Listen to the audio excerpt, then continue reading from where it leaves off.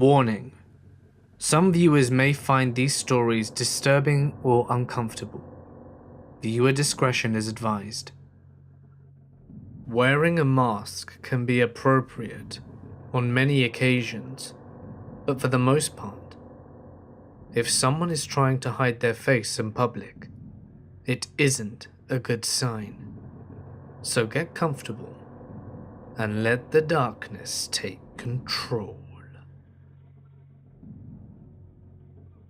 Number 1. The scariest moment of my life occurred when I was the age of 10 and in 4th grade. The reason I remember that so distinctly was because the incident happened a week before my birthday in March of the year 2003. The clarity of the 15-minute or so ordeal has stuck with me to this day. And, at the time, it really messed me up for about 5 years. After this event, I told my friend, who was immediately intrigued, and he was the only one who suggested to talk about it.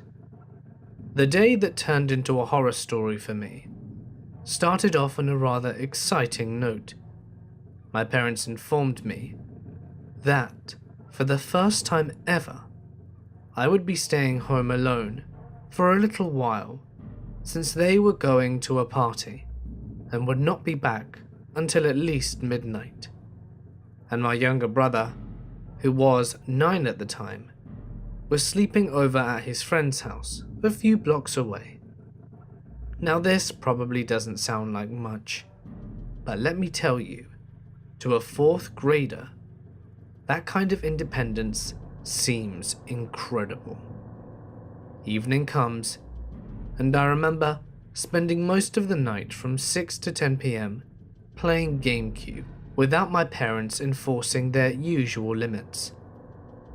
Now, before I get into the part where my night went downhill, allow me to give some background information on where I lived. My neighborhood is in southeast Michigan, and was filled with mostly middle/upper class homes, and was spread out fairly spaciously. It isn't like giant 4-acre country plots, but there is a good 100 yards in between houses. Enough room for privacy, but close enough to feel like a community. I lived in a 3-level home, about 4 minutes into the subdivision from a main road. So at 10 p.m, my developing self-control told me that I should probably stop playing video games and head upstairs for some rest. I brushed my teeth and decided to read in bed until I got tired. After around 10 minutes of reading, the chime of the doorbell suddenly snapped me out of my peaceful state. I lay in bed for a second, and then cautiously walked out of my room. I stood on the landing, on the top floor, peering down into the darkness of the main floor, and I jumped as the doorbell rang twice more. My young mind was racing, and I was thinking of all the possibilities of who it could be. Was it my parents coming home early? They would have used the garage, right? Was it my brother's friend who lived next door? Well, it seemed to be kind of late for that. I didn't turn on the light to the stairway, but instead, slowly, started to descend the stairs to go to the door. My stairs are 5 feet to the left of the front door, and when I was halfway down them, I could clearly look out the decorative half-circle of glass that is on top of the door. What I saw gave me one of those moments where you can feel your whole body flush with hot blood as the adrenaline kicks in and your heart rate rapidly accelerates. Facing the front door were 3 men in masks. I only glanced for a second, but they are ingrained in my memory forever. All 3 masks were grotesque Halloween style, with wiry hair sticking out in all directions on the back. In a split second, I ran back upstairs debating what to do. This was all pre-cell phones, so I couldn't call my parents, and I foolishly thought at the time the police would be mad or wouldn't believe such a young kid dialing 911. I crept into my upstairs bathroom that was directly over the front door to get another look at the men in the masks, and I remember shaking from fear. Sense was quickly leaving me, and I mistakenly turned a light on in the bathroom. I crawled to the blinds and pushed one up to get a view. All three men were still standing there, but I also saw a fourth masked person crouched underneath a large pine tree in front of my yard, holding an object I didn't immediately recognize. Over the years, I have speculated either a camera or a firearm, but never knew for sure. However, in my haste, the slot of light streaming out the window quickly caught their attention, and they gazed up at me. I'm sure my small figure was outlined by the light, and this led them to start banging on the door and beckoning me to come down. I stood there with tears streaming down my face, me looking down the four figures in masks through a gap in the blinds, and them staring right back at me. Suddenly, they left the front door and went to the side door of the house. I ran to my room, turned off all the lights, and started huddling underneath my desk, hiding. I could hear the motion light by the sliding glass door facing my backyard clicking on and off for the next 15 minutes, but I didn't dare to look outside. I braced myself to hear pounding on the downstairs back window, and at any moment, it felt like I would hear glass shattering, and then barging inside, crying, shivering, not feeling safe in my own house. Had to be the worst 15 minutes of my life, especially at such a young age. Thankfully, after a while, the motion light shut off for good. There was no trace of them. My parents came home to me wedged in between the wall and the bed in the guest room, eyes wide with fear. I told them what happened, and my dad explained to me there wasn't really any evidence or anything for the police to track. For a few years I became super protective of my brother and wouldn't let him go outside alone for fear of the masked men. I thankfully never had any other encounters, but it messed me up pretty bad for quite a while. Number 2. When I was at the end of my pregnancy, I had trouble sleeping, so my doctor gave me Ambien. Anyone that has taken it and not immediately gone to sleep knows the weird things that go on in your head. At the time, I honestly thought I was hallucinating the whole thing. Turns out, I wasn't. So it was August of 2011, in Texas. I was 2 weeks from having my baby, and it was averaging 110 degrees every day. Needless to say, it was so hot all the time that my tolerance for other people's crap was minimal at best. I was an angry pregnant woman. Anyway, one night, after I had taken my Ambien and was getting ready to lay down, I remembered that I had left my pillow pet unicorn in the car, and for some ridiculous reason, I decided that I needed to go and get it right that minute. I lived on the second floor of apartments, and my car was in the parking lot on the opposite side of the building that I was in. I walked outside, and I was locking my door behind me when I noticed a young man, probably 18 to 19 years old. He was either Asian or Hispanic, walking on the side in front of the stairs that led down to my apartment. He glanced up at me an eye at him. But that was it. Nothing weird. So I walked down the stairs and noticed the guy has disappeared in the minute it took my large pregnant self to go down the stairs.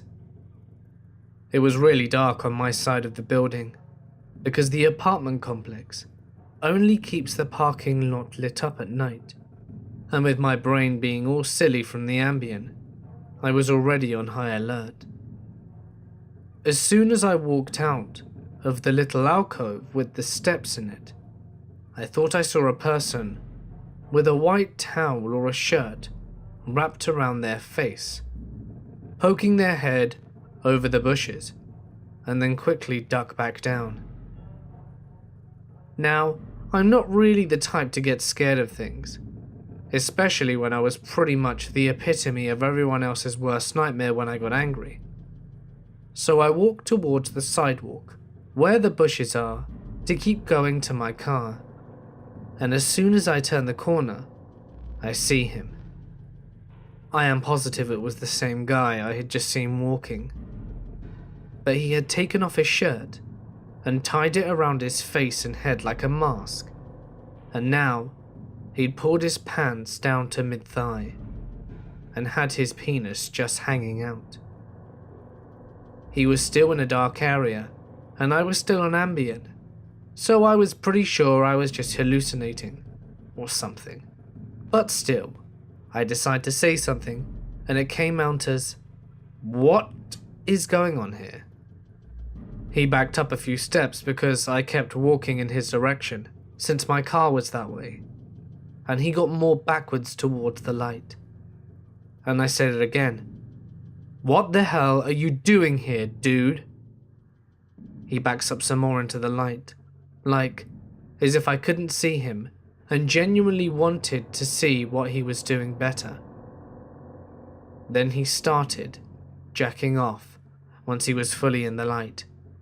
I say, "Yeah, no, I get it, I can see what you're doing." I kept walking in that direction. I don't know if I was stupid or fearless, and the weird guy takes off running away from me with his baggy pants falling down the whole way and his wiener still flopping around. I continue to my car, grab the pillow pet, and turn to walk back to my apartment. But when I get back up to the lit area on the side of the building, he had run a full circle around the building and was back. And now he didn't have pants on anymore and was holding boxes in his hands. He still had the shirt mask on, so just stark naked, standing in the light, facing me. At this point I was irritated, so I yelled, "What are you doing?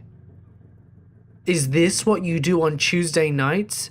You get naked outside and run around showing pregnant women your floppy little dick? Go home, weirdo." I kept walking back to my apartment, and I was about 5 feet away from the stairs, and I glanced behind me, and he was back at the bushes where I first saw him, and he finally made a noise, and it was this weird grunt, like a high-pitched squeak. I literally busted out laughing. He was maybe 6 feet behind me, and just came into the boxes he was holding and he squeaked. I kept walking up the stairs, and when I got to my door, I looked down, and he was still standing there, and I yelled and said, "Well, that was good for me. I'm glad you had an eventful evening. See you next Tuesday." And he yelled, "Shut up," and tried to throw his boxes at me, and they landed on the stairs a few feet away. I said, "That's no way to speak to a lady," and walked into my apartment and locked the door. I called the non-emergency police line and told them about it, and they sent an officer to my apartment, and when I was explaining it to him, he kept laughing and apologizing. They never found the weirdo guy, and I never saw him again either. Number 3. This story happened to my friend in the summer of 2010. My friend, Emily, was running in a park about a mile from her house. Now, during the day, the park is the safest place in the world, located next to a fairly busy street with houses surrounding it. And with a tennis court and a baseball field, this park was always filled with people. Since Emily had worked that day, she decided to run around dusk, when the park was fairly empty.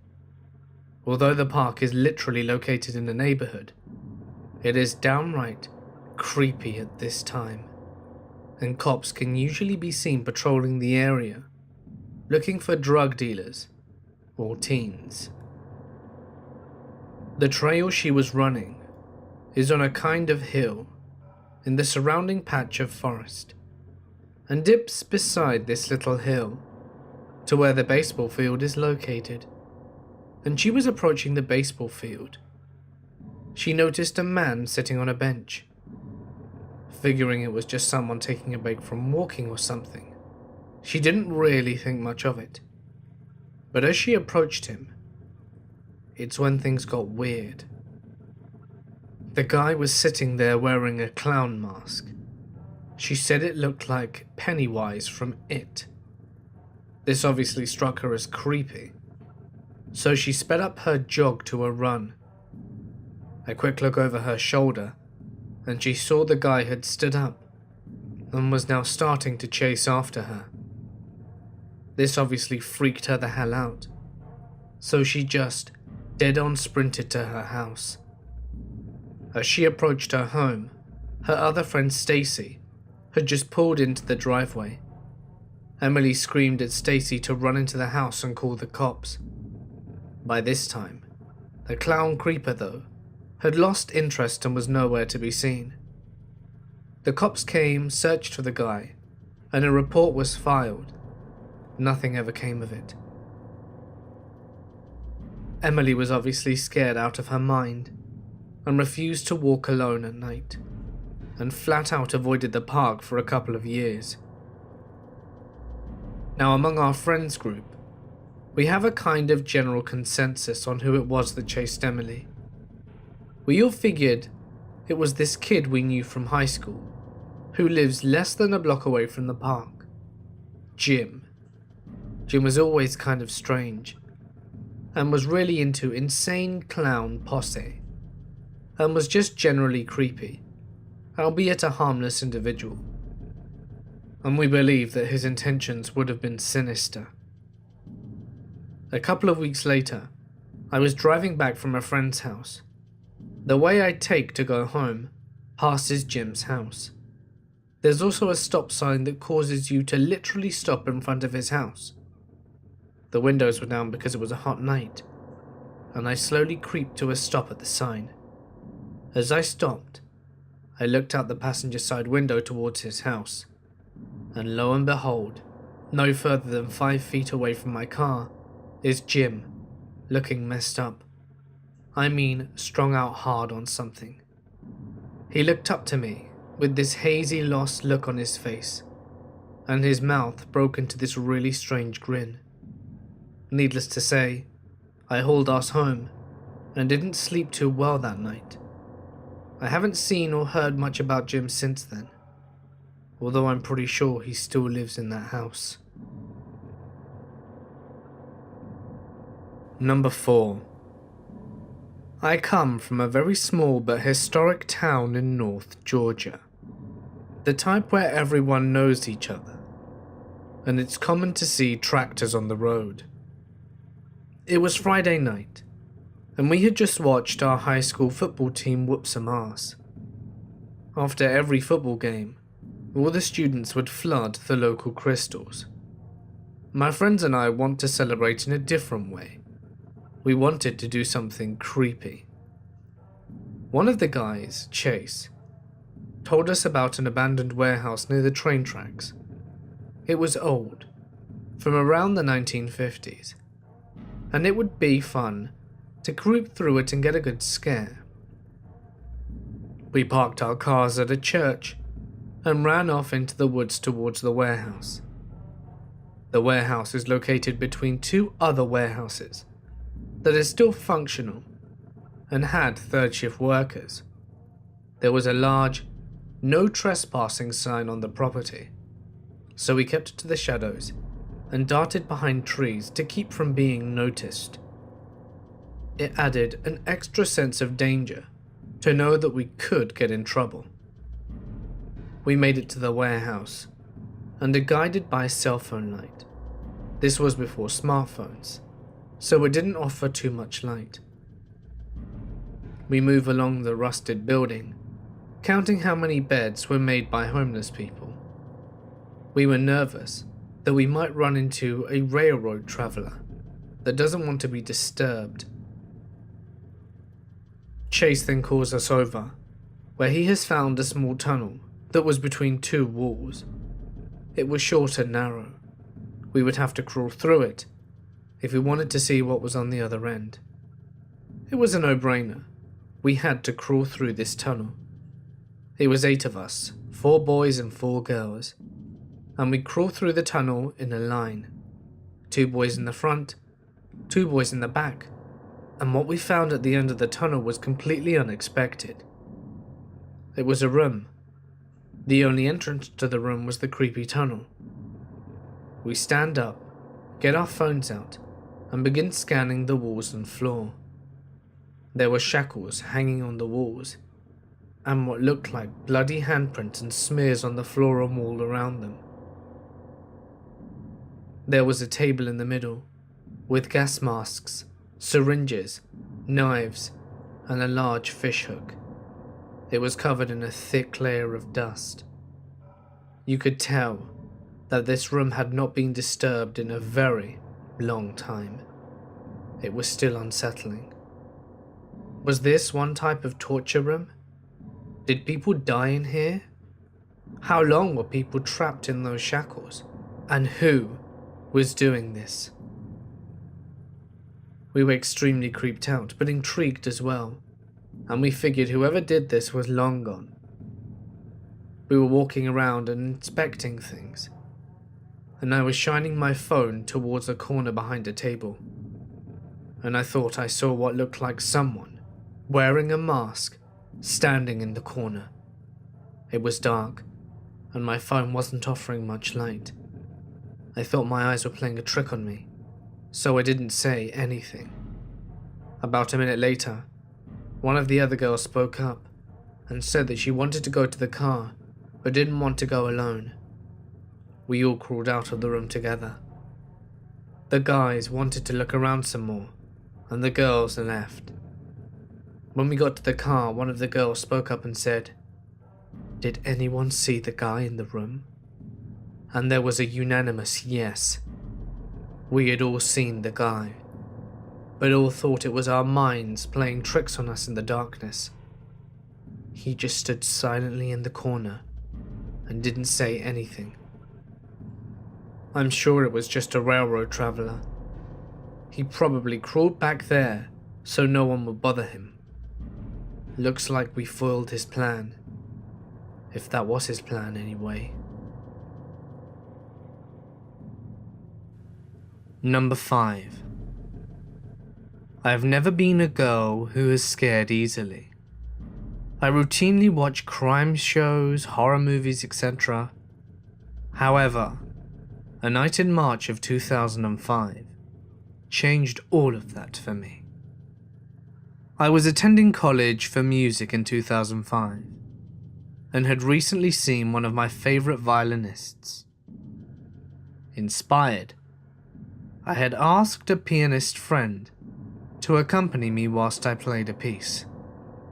Looking back, it wasn't smart on our part to go at night to the college music practice rooms, which are nearly soundproof and separated from the rest of the building. I figured since it was across the street from the campus police headquarters, we must be okay. Was I ever wrong? My friend and I are practicing in a room for about 15 minutes, when she looks at me and says, "Don't freak out, but there's a guy with a mask on behind you." Now, this is college. There are plenty of stupid people doing stupid stuff. When I turn around, I realized this was much more sinister.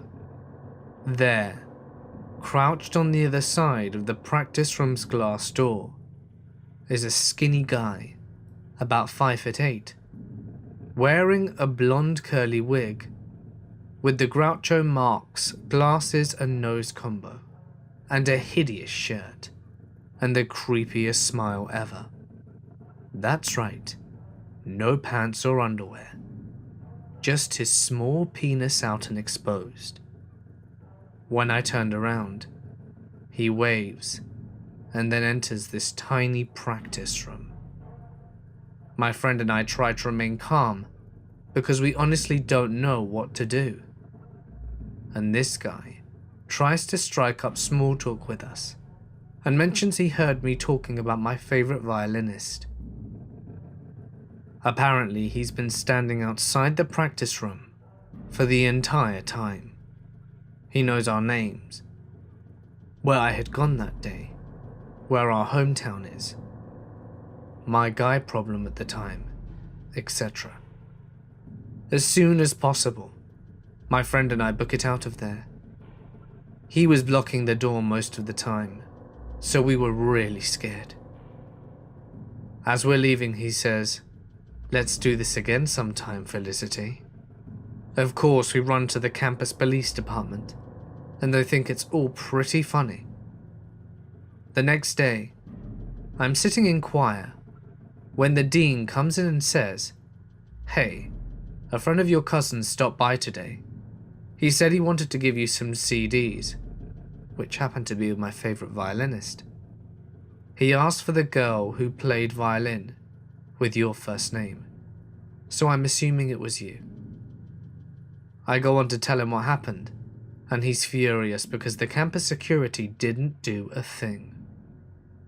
That's when the stalking began. He soon was clever enough not to go by the music office again, but my dorm neighbors would tell me that a guy was looking to give me some kind of gift. One time, a stack of CDs from various violinists were sitting in my assigned seat for choir. Another time, they were outside my door. All the while, campus security did nothing. Some people even suggested I should enjoy the attention. Things died down when I finally moved off campus and stopped altogether when I moved away from the college town. Until 2 years ago, when I moved back into the same town, the first week back, I received a direct message on Twitter saying, "Glad you're back. I've missed you. Let's get together and listen to some violin, shall we?" I reported it to the police, who haven't caught the person to my knowledge, as they know the address came from somewhere other than my city. Part of me is still waiting for a knock at the door or a present left at my work or home. Number 6. When I was in 5th grade, someone knocked on the door. Back then, my neighborhood was considered to be pretty safe. We never locked our doors because we never really had much reason to. So I went to the door and opened it, but nobody was there. I honestly didn't think much of it. Probably one of my brother's friends or something. So I turned on the porch light and went outside. Once again, for as far as I could see, there was no one there. I went back inside and sat in the living room to watch House until my mum got home. A half hour goes by, and I'm still sitting on the couch, which looks onto my kitchen, the kitchen window, and partly out of the backyard. Though at this time, it was around 8 p.m, so it was fairly dark. With my head facing the left side of the room, watching my show, I saw something dark flash by the window. It was quick, and it was only out of the corner of my eye. But there was something that flashed by the window. A few minutes go by, and I'm texted by my best friend Sam. I told her I thought someone might be trying to prank me or something. when I started to just feel really uneasy, like someone was watching me. I looked up, and I shit you not, there was the outline of a person all in black in the window. I just sat there paralyzed, staring at him, and he lightly knocks on the window and does one of those closed-fingered waves that you do to children before he disappears.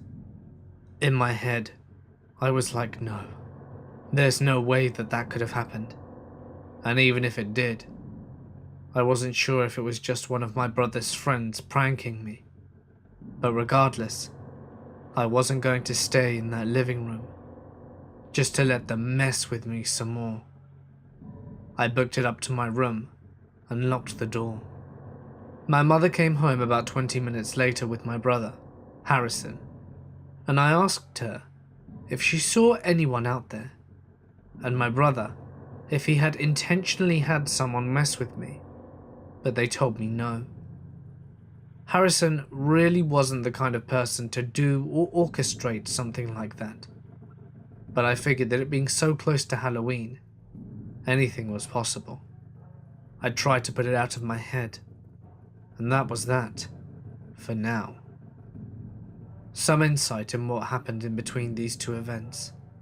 I'm fairly certain it wasn't my brother's friend. To this day, I honestly don't know who it was. What I do know is that they were standing there with black shoes, black pants, a black hoodie pulled up over their head, and for good measure, a black mask covering their face. Each time this would happen, I would run and tell my mum, but by the time she got there, they were always gone. I started getting phone calls from an unknown number, and whenever I'd pick up, it would just be occasional breathing. No one would ever say anything. It only happened a few times, less than 20, but would happen at random times throughout the day and night, and mainly when it was light out. For a long time, I thought the only one who ever physically saw any of this happening was me, because it always happened when I was alone, or really late at night. Until one day, my mum, my neighbour and I were on the porch talking, when I asked him if he ever saw anyone lingering around our backyard. My mum quickly said, Mila, because I guess she didn't want me to sound crazy in front of the neighbour, since I kept saying all of this was happening, but she never saw the guy. I mean, she picked up silent phone calls, but for some reason she never believed me about the guy in the backyard. But to my surprise, he told me that he had. He ended up telling me and my mother that he was sitting on the back porch next to ours with his girlfriend when a man in all black and a black mask came out from behind a tree.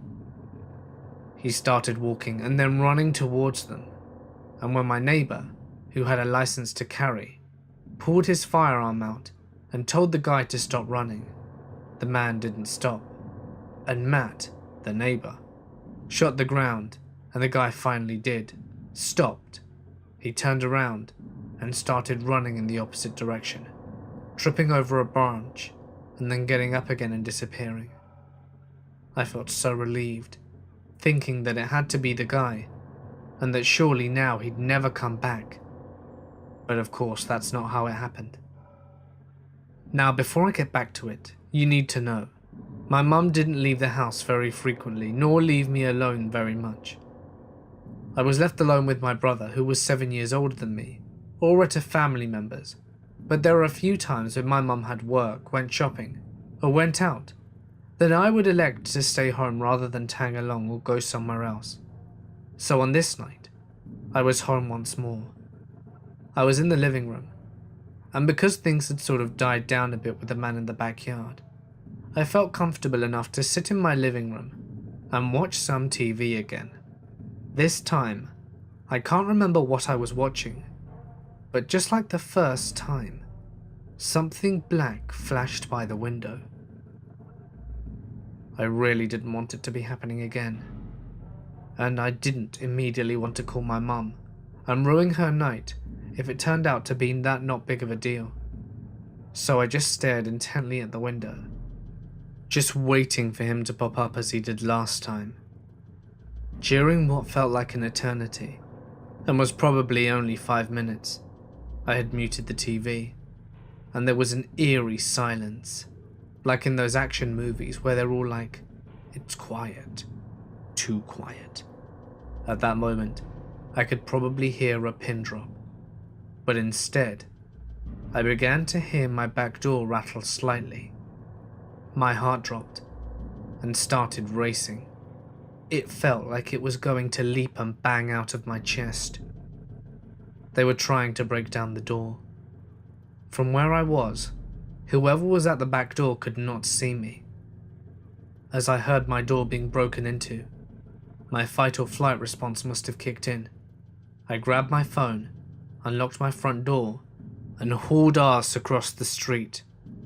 I started bawling my eyes out and ran down random side streets and alleyways to get as far away from my house as possible. I ended up sitting underneath a lamp, pretty much on the other side of town.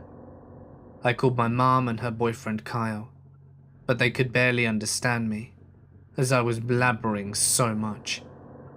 When I was finally able to calm down, I explained to them what happened and where I was, and they immediately came to pick me up. In the car, I felt so much safer. Kyle was a big guy. He did construction and worked on houses. He had muscle and was a scary dude if you didn't know him. When we got home, Kyle went in first. He told us to stay in the car, and from inside the house he yelled out that the back door was wide open. He went from room to room, floor to floor, searched our backyard, shared everything. But whoever it was gone. My mum later tried to comfort me and say that maybe it was our cat, but we both know it wasn't the cat. Our back door is pretty hard to get into, and that guy had left it wide open. I saw the guy in our yard a few times after that, always standing there in one spot, and I started sleeping with a knife secretly tucked away by my bed. But eventually he stopped coming round. It took a while, but he did, and nothing like that ever happened again. It's also very important to add that nothing had been stolen from my house that night, and that there were no drawers open, and the door to my basement is right across from the back door. It's often kept open, and it had some pretty expensive equipment down there, but it wasn't even touched. So because nothing from my house was taken, we didn't call the cops. Because like I said, for a long time my mum didn't believe me, and once she did, we had no evidence, and eventually it all stopped anyway. To this day, I have no idea what that man wanted, or why he tried to break into my house, but my mind continues to come up with ideas. I was only around 10 or 11 at the time when it started, and I was around 12 or 13 when he tried to break in. Both times, I was home alone. It doesn't take a genius to establish what one of his main motives could have been. I'm almost 20 now, and although I didn't really like to think about this anymore, I always find myself watching the window and the back door of my house. Sometimes I still get an eerie feeling when I'm home alone, but I can probably thank the YouTube stories for that. I'm sure he's been gone a long time now, although I don't think I'll ever be able to go into the backyard alone again. Number 7. I am in my mid-20s and consider myself to be a pretty small woman, both in height and weight. I've never taken any self-defense classes and would be in big trouble if someone were to attack me. At present, I live in a suburb outside of Boston, Massachusetts, with 2 other young female roommates. We live in a condominium complex that has roughly 200 units, and our condo happens to be in the furthest corner of the grounds. We are the last unit in a row of 10, with woods to our left and back. The area that we live in is widely regarded as a high crime / sketchy part of town, but I was never genuinely concerned about my safety until one night in October 2015. I had just flown back to Boston from a work trip in Tampa, Florida. My flight arrived at Logan Airport around 10:30 p.m. and between gathering my luggage and car, I didn't make it back to my apartment until midnight. I locked my car, grabbed my suitcase, and headed inside to an empty apartment. I wasn't worried about staying in the condo alone, as it was a pretty typical situation. My two roommates were often working late or staying over at their boyfriends. As always, I locked the screen door, then the wooden door, and felt that it was enough protection from the world outside. I was greeted by my cat and went into my room. The temperature was unusually warm for October, so I opened all my windows and crawled into bed. I should note here that, as I mentioned before, the backside of our apartment is surrounded by woods. We have a row of parking spaces directly behind us, but other than that, it's strictly forest. That particular night, I was lucky enough to find parking in the spots that lie directly beneath my bedroom window. At 3:30 a.m., I woke up to footsteps and rustling outside. I figured that it was one of the other residents either getting back from the bar or grabbing something from their vehicle, so I rolled over and tried to fall back to sleep. About 4 to 5 minutes of loud rustling though, I decided to check what was going on.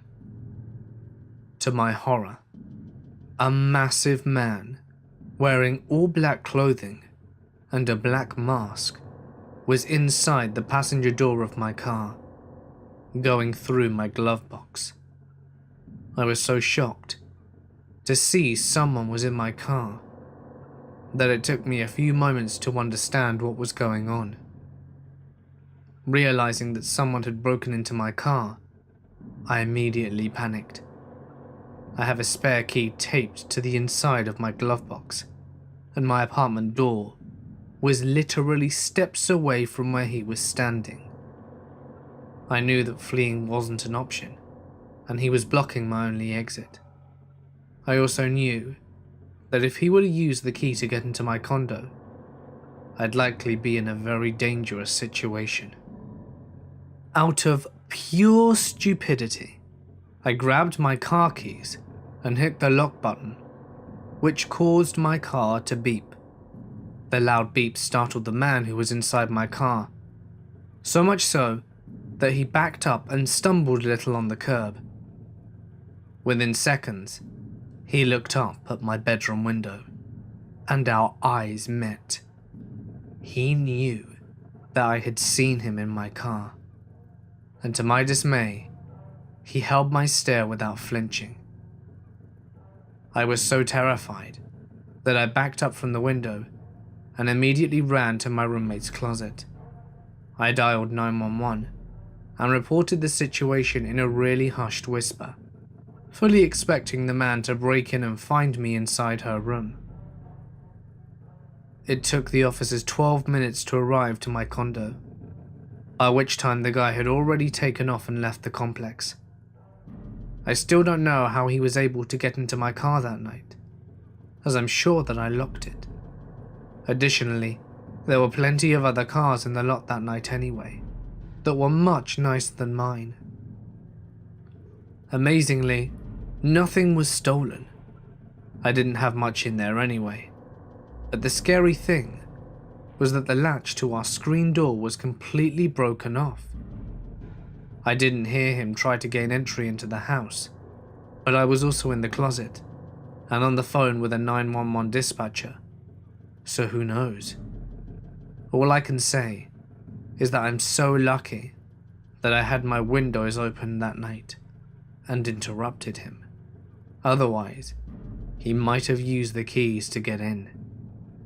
It goes without saying, but to the man dressed completely in black, let's not meet. Number 8. This encounter happened to me a while ago. I couldn't share it for a long time, but now I feel ready. I live in the country in Ohio, down a long drive. Fields on 2 sides and woods in the back. I'm about a mile away from town, so if I need the police, I have to call the sheriff. I live with my husband and Boxer.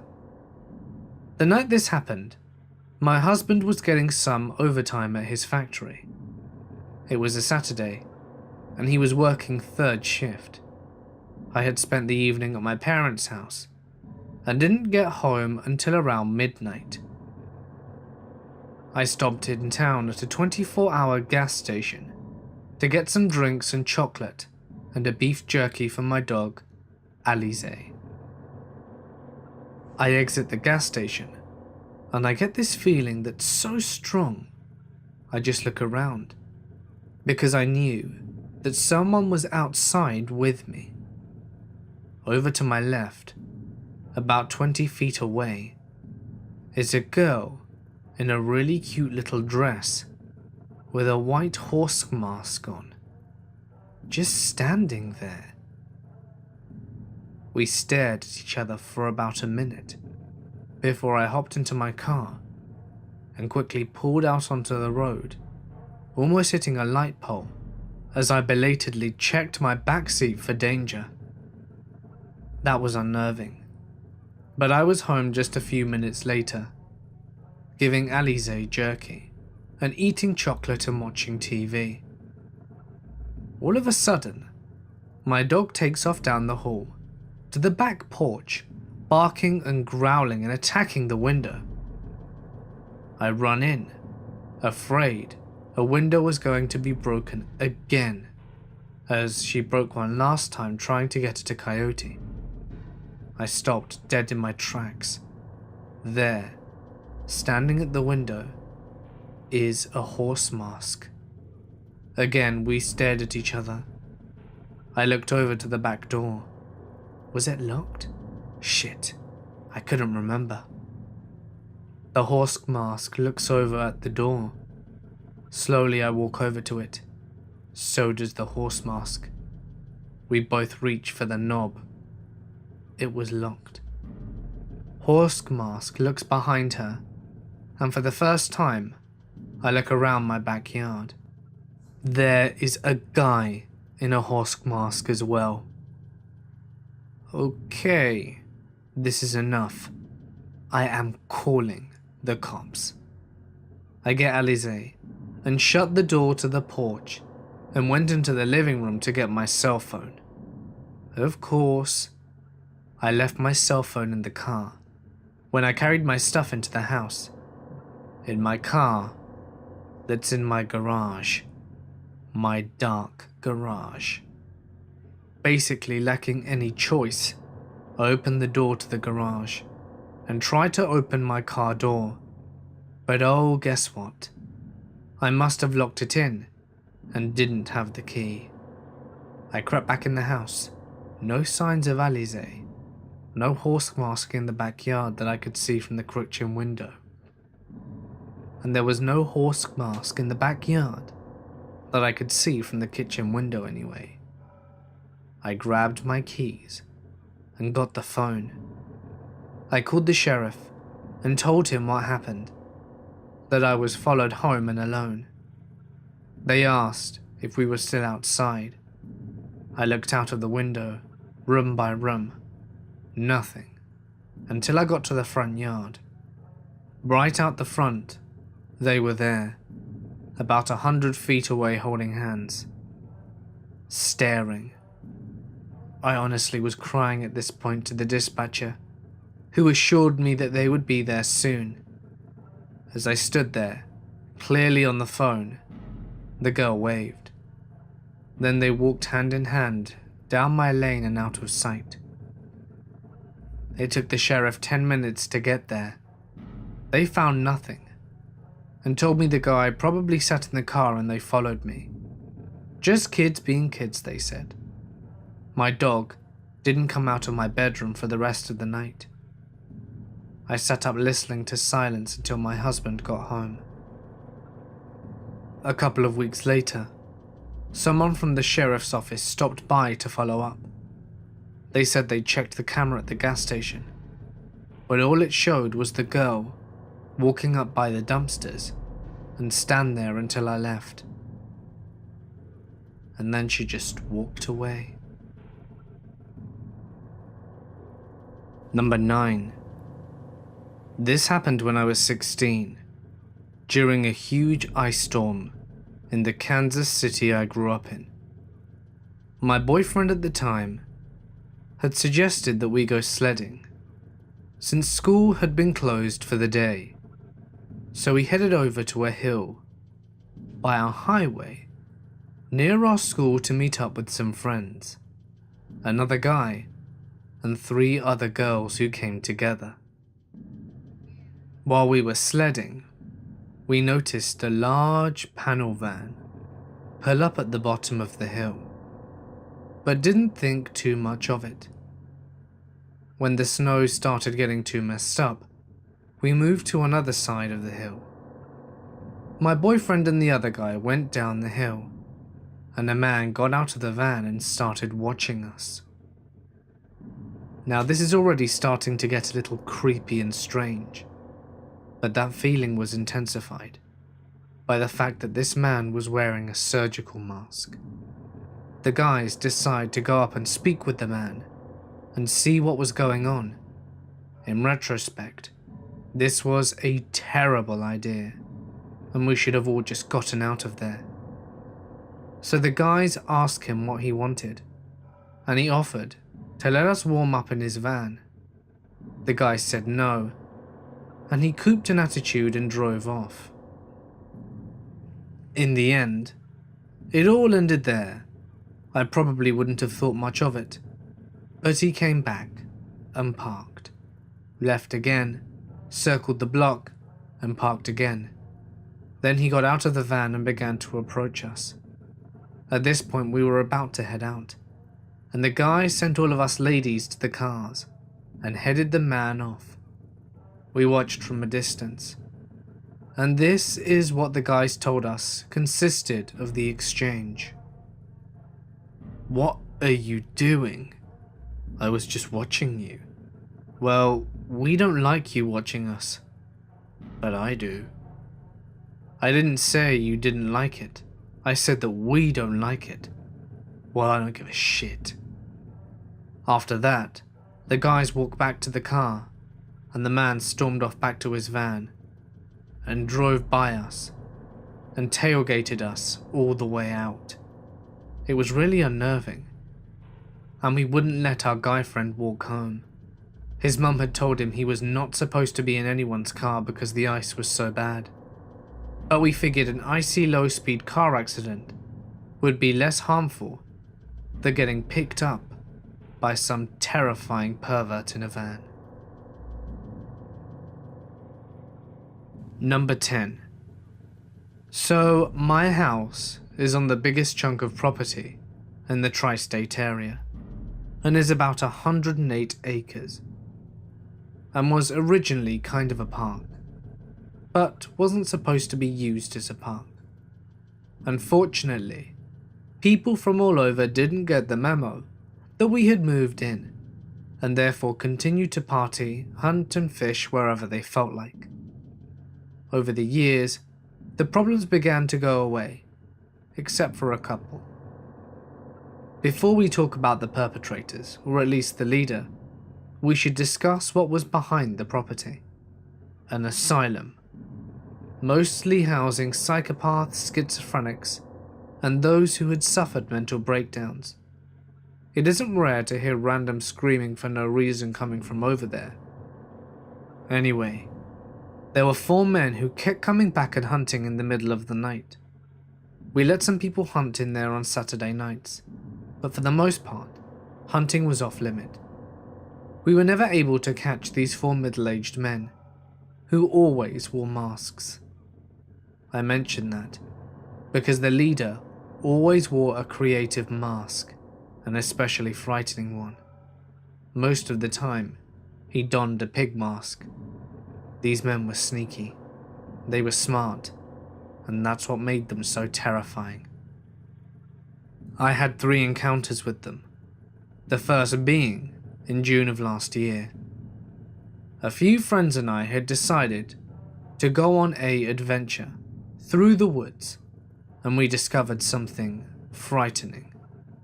We found a fortress covered in beer cans with a chair at the top. Being teenagers, we decided to do the smart thing, which was to destroy all of the hunters' hard work by kicking the entire fortress down. Boy, had we messed up. We later returned to that fortress to check up on it, and that's when it got scary. It was rebuilt, almost as a shrine to the last one, and spray painted on the ground was, "Try that again. We dare you." The second encounter happened during a simple walk at night. Sometimes when I got upset, I liked to take walks through the woods. This time was at night, and it just so happened that our favorite hunters were out hunting. I was walking along minding my own business, when I see the man in the pig mask, and he sees me. He now knows my face, and I hear a deep laugh as he turns his gun towards me. I have no idea what he's planning, but I booked it out of there ASAP, so that I didn't have to figure out what. This is my 3rd encounter, and it was the most blood-curdling. It occurred only a few weeks ago, and I was walking home from my cousin's house in the dark. I had my flashlight shining, and I felt safe, but something was off. The barn lights were on. The barn lights are never on. No one ever goes in the barn.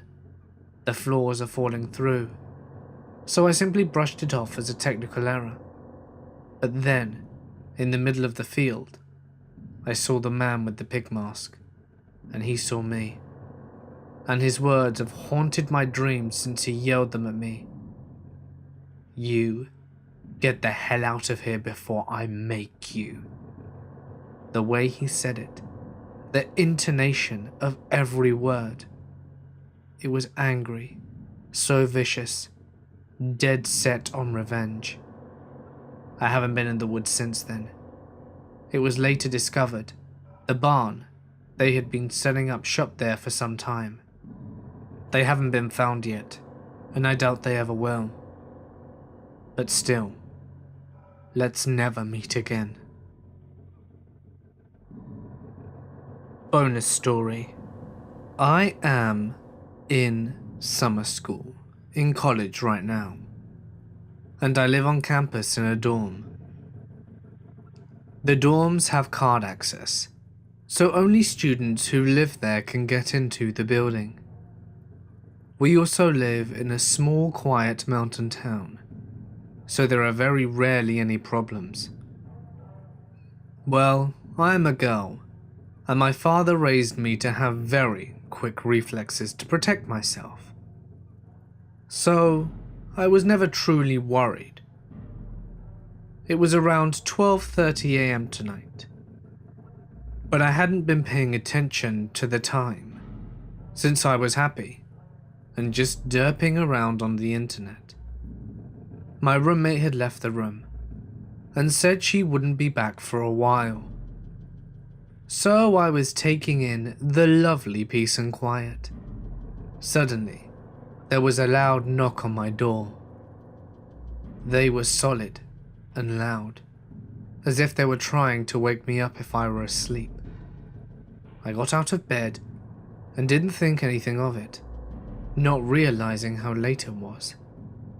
I figured it would be one of my roommate's friends, who sometimes came around to try and find her. I looked in the peephole, and I did not recognize this man. He is a college student, I can tell, but something's off. He is looking to the side, like he doesn't want to make eye contact with me, even through the peephole. I am instantly on alert, but I remind myself that he very well may be an RA, since I noticed there's a lanyard around his neck. I open the door, and my hands are just coming down from fixing my hair, when suddenly, someone jumps in front of me. He's wearing a gas mask, and leaning in close to me. I don't scream, instead I jump back, but find myself fueled by adrenaline. All I can think is, I'll get him before he gets me. And when I take a step towards him, he decides to take a step back. I lunge at him and punch his arm hard. I don't recall what happened after that. I was so set deep in my mode, but apparently I punched him multiple times, leading him halfway through the hall in fear. I see my roommate who's grinning nervously, and I realize that all of this is just a harmless prank. I'm shaking from the rush, and I step back into my room, shaking my head. My roommate apologizes, saying she thought I'd just scream and laugh about it. Some of her friends had the gas mask and wanted to see how many people they could scare. I ended up scaring them more. In the end, it was just harmless, but I left the situation learning that I can truly protect myself, even if for a little. Hey guys, it's Mort here, and thank you so much for listening. Now that no one's looking, feel free to take your masks off. I hope you enjoyed this one. I know it's a little different, but I hope you really enjoyed it just the same. Don't forget that you can celebrate the new year with my new merchandise, and if you're feeling extra generous, why not check out my Patreon? If you would like me to read your story on my channel, feel free to send it to my email, or share it to my Reddit, which can of course be found in the description. Just remember to include as much punctuation and information in your story as possible, to maximize the chances of it being read. But anyway, for now guys, I'm gonna sign off. Stay awesome, and I'll see you in the next one.